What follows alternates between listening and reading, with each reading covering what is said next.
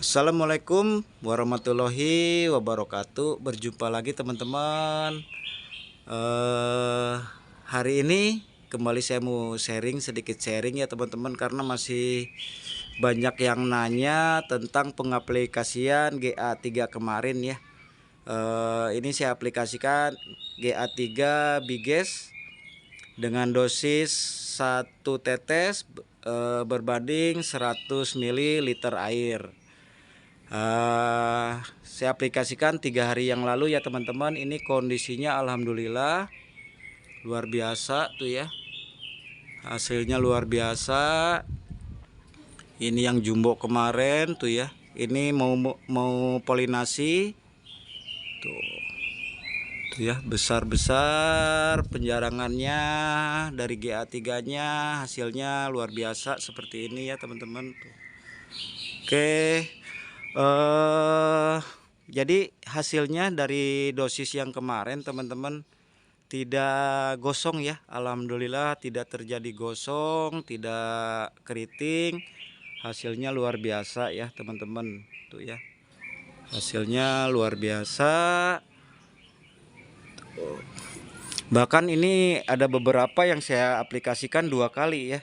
Ini yang pertama saya pakai celup, terus yang keduanya saya pakai spray ya. Itu selang 2 hari saya pakai spray. Kemarin ini baru saya aplikasikan spray nih ya. 3 hari yang lalu saya celup, dan kemarin 1 hari kemarin ini saya aplikasikan spray, karena ini yang masih berbentuk brokoli ya teman-teman. Kalau sudah mendekati polinasi seperti ini jangan diaplikasikan lagi ya teman-teman, jangan diaplikasikan GA3. Nanti nunggu setelah berbunga, setelah jadi berry baru diaplikasikan lagi GA3. Oke teman-teman, ini usianya anggur gospinya jadi 14 hari setelah pruning ya. 14 hari setelah pruning, alhamdulillah kondisinya subur, sehat. Tetapi ada sedikit problem teman-teman. Ada sedikit problem, yaitu problemnya seperti ini teman-teman. Nah, ini daunnya bagian pinggirannya ini agak keriting, agak seperti apa ya, kekeringan, tapi hitam ya, bukan kekeringan air. Nah, ini ada sebabnya teman-teman. Apa sebabnya?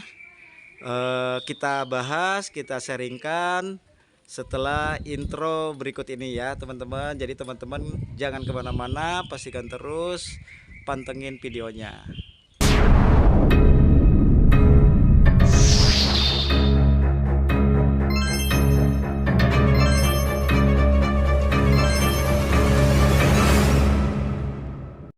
Baik teman-teman,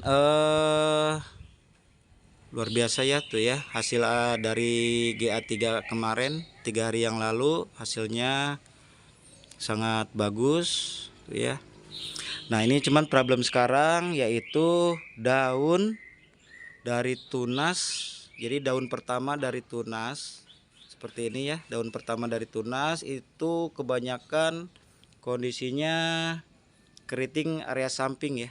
Aduh, ngeblur ya, ngeblur seperti ini nih. Ini daun pertama tuh ya, daun pertama dari tunas kondisinya keriting seperti kekurangan air. Nah, ini ada sebabnya teman-teman. Sebabnya apa? Kalau trip menurut saya ini bukan trip ya, bukan karena trip, karena pengaplikasian fungisida insektisida ini kemarin bahkan 2 kali ya saya pengaplikasiannya. Dan ini menurut saya bukan trip, tetapi faktor media tanam teman-teman. Kalau karena trip mungkin bagian atasnya juga udah terkena. Nah tuh ya, tapi yang lainnya ini aman semua tuh ya, aman. Hanya sebagian aja yang seperti ini, yaitu daun awal aja, daun yang pertama ya. Tuh di sana pun sama tuh ya, daun yang pertama. Nah, ini penyebabnya adalah menurut saya yaitu faktor media tanam teman-teman. Jadi seminggu yang lalu ini saya aplikasikan pupuk ya, pupuknya pupuk happy, pupuk generatif. Setelah seprut, setelah membawa bunga, saya aplikasikan untuk yang pertama kali penyiraman dan pemupukan ya, setelah seminggu dari pruning. Nah, setelah itu cuaca tidak panas-panas ya di sini, di daerah saya ini Jakarta Utara area Kelapa Gading itu cuacanya hujan terus, hujan mendung, jadi tidak ada sinar matahari. Saya cek sampai per hari ini kondisi media tanamnya lembab ya, kondisi media tanamnya masih lembab, padahal biasanya kalau cuaca cerah ini setiap maksimal 2 hari sekali itu udah saya siram karena media tanamnya udah kering. Tapi ini udah seminggu kondisinya masih lembab aja. Dengan kondisi yang lembab terus tentu saja mempengaruhi pH tanah ya, pH-nya, pH media tanamnya kemungkinan ini ngedrop, pH tanahnya kemungkinan ini ngedrop. Ini mau saya cek ya, kita cek dulu ininya ya, pH tanahnya. Sebentar saya ngambil alatnya dulu ya, alat pH meternya, kelupaan. Baik teman-teman, nah ini saya udah megang pH alat pengukur pH tanah yaitu pH meter ya. Kita langsung cek aja ya teman-teman. Kita on kan dulu. Kita on kan. Ini dari pH 7 dulu ya, pH netral. Kita coba ukur media tanamnya seperti apa. Kita tancepin. Tuh. Hasilnya adalah 5,1, berarti pH tanah kita ngedrop ini teman-teman. Ya Allah, karena lembab terus selama seminggu jadi pH tanahnya ngedrop ya. Kita cek sebelah sini, kita cek lagi sebelah sini ya.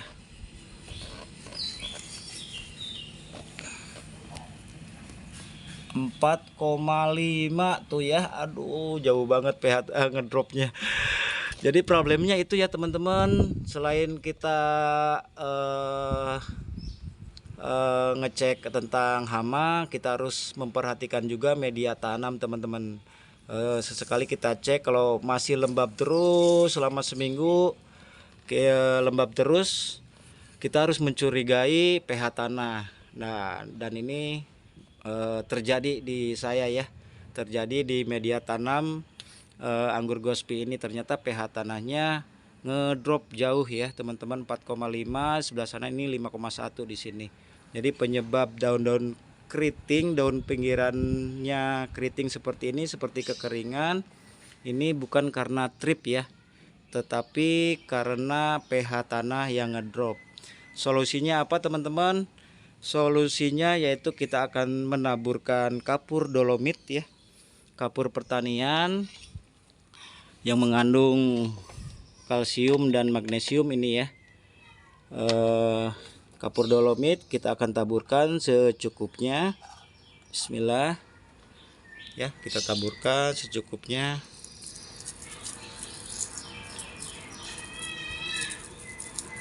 Ya, kita taburkan 2 genggam atau 3 genggam secara merata dulu ya teman-teman.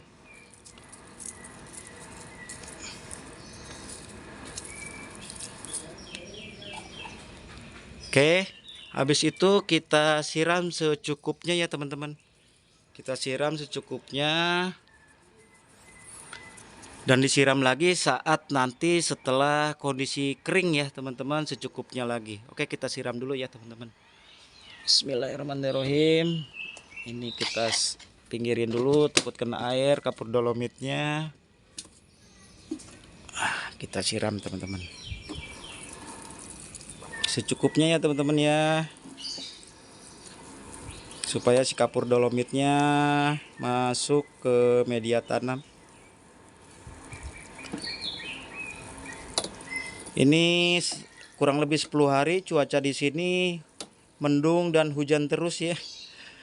Mendung hujan, jadinya pH tanahnya ngedrop ya, karena kondisi media tanamnya lembab terus. basah. Oke, udah cukup. Usahakan si kapur dolomitnya tersiram ya teman-teman, secara merata.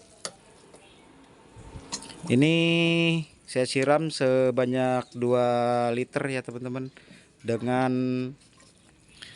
pot ukuran 60 cm. Oke teman-teman, seperti itu ya teman-teman. Nanti kita akan update lagi hasilnya seperti apa. Kita akan update. Dan untuk daun-daun yang sudah keringnya kita potes aja ya. Kita potes seperti ini. Kita akan potes. Sebentar, saya cuci tangan dulu. Nih kita potes ya, yang sebelah sini kita potes juga. Pokoknya daun terbawah kita buang. Daun terbawah kita buang. Sekalian saya ini mau membuang tunas-tunas yang tidak membawa bunga ya. Tunas-tunas yang tidak membawa bunga, contohnya seperti ini. Ini dari 4 mata bat yang seprut. 1, 2, 3. Nah ini yang keempat, ini tidak membawa bunga tuh ya. Ini akan kita buang. Kita buang saja teman-teman. Oke, mana lagi ya? Oh ini ya, kita buang. Seperti itu ya teman-teman. Nah ini yang di atas ini tuh ya, udah parah banget seperti ini. Ternyata ini kita buang. Oke. Jadi pH tanah itu sangat berpengaruh sekali teman-teman. Hati-hati, kadang-kadang kita suka lupa dengan pH tanah ya. Ini kita buang-buangin. Kondisi subur ya teman-teman, sulurnya aktif, daun pucuk-pucuk aktif tuh ya. Tetapi karena pH tanah ngedrop, jadinya daun-daun ini yang terbawah keriting seperti ini ya, tuh ya, melingkar. Oke teman-teman, seperti itu dulu ya sharing dari saya hari ini. Jadi untuk GA3 dengan dosis 1 tetes banding 300 ml aman ya teman-teman, aman, tidak gosong, tidak keriting, aman semua.